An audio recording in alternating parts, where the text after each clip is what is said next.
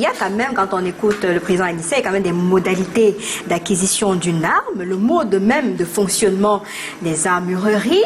Comment donc comprendre au-delà de cette volonté de déstabilisation ou bien des personnes tapées dans l'ombre pour un certain nombre de projets assez noirs, entre guillemets, comment comprendre donc qu'on ne puisse pas véritablement contrôler l'arrivée de ces armes au niveau des frontières, au regard des lois et des textes qu'on a carrément dans notre pays?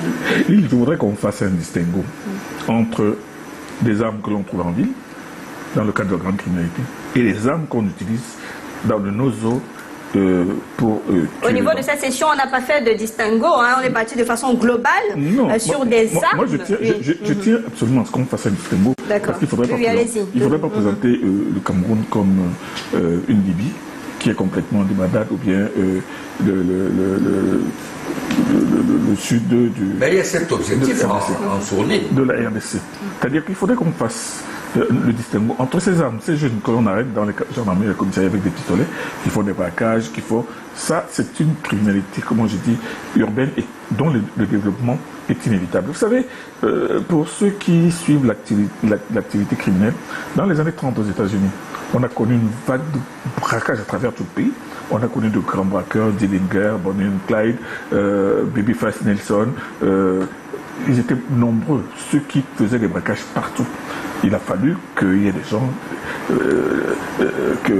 qu'on mette tout un système en jeu, en marche, pour contrer cette vague de grand banditisme. Mais de l'autre côté, ce qui se passe dans le Nozo, c'est une situation qui est beaucoup plus compliquée et qu'on ne peut pas mettre dans une sorte de globalisation à travers tout le pays. En disant, ce qui se passe là-bas, c'est une guérilla.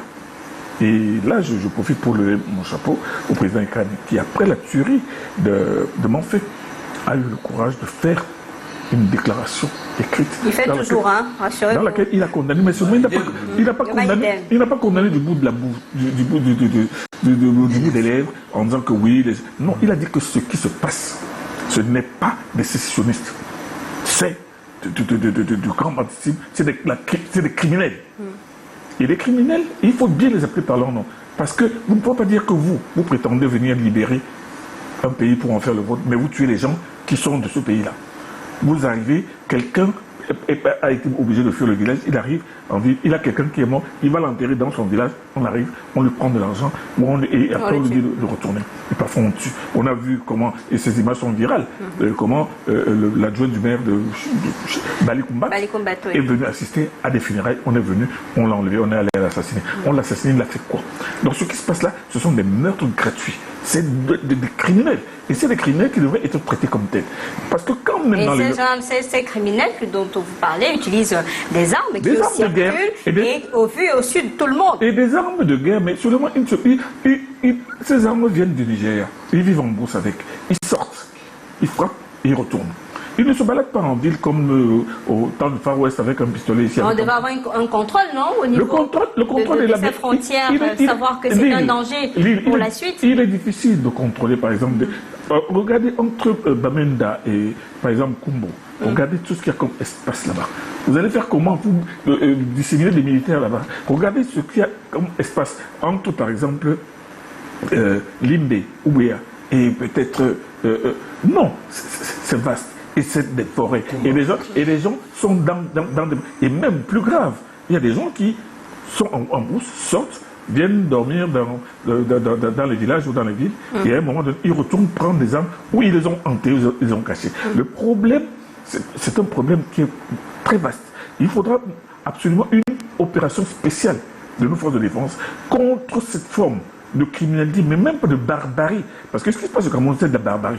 Au moment où on dit, on arrive dans un marché, on tire sur des gens gratuitement, on en enlève d'autres, on les emmène en réclamant des rançons de 2 millions de francs. Ce n'est pas seulement une question de prolifération d'armes, c'est un état d'esprit. Mais un état d'esprit qui va nous ramener au Libéria, qui va nous ramener au Sierra Leone, où il y avait effectivement des bandes armées, et des bandes armées qui n'étaient pas forcément des Libériens ou des Sierra Léonais. C'est des gens qui viennent un peu de partout. Et comme aujourd'hui, on est en train de dire que parmi certains de ces gars du Nozo, qu'on a réussi à capturer, il y a là-dedans des gens qui viennent d'Afrique de l'Ouest. D'Afrique de l'Ouest. Donc moi je dis le phénomène, c'est un phénomène qui dépasse la simple analyse d'une prolifération d'armes, c'est-à-dire que d'une grande circulation des armes, mais il y a deux problèmes qui se côtoient, mais qui sont aussi graves l'un que l'autre. Président Cyril Sambaka, ça interpelle la commission de désarmement avec cette alerte maximale. Est-ce que cette commission peut grand-chose face à ce qui a été dit au niveau du Parlement, où on parle de sécurité qu'il faut renforcer, ou de fouilles?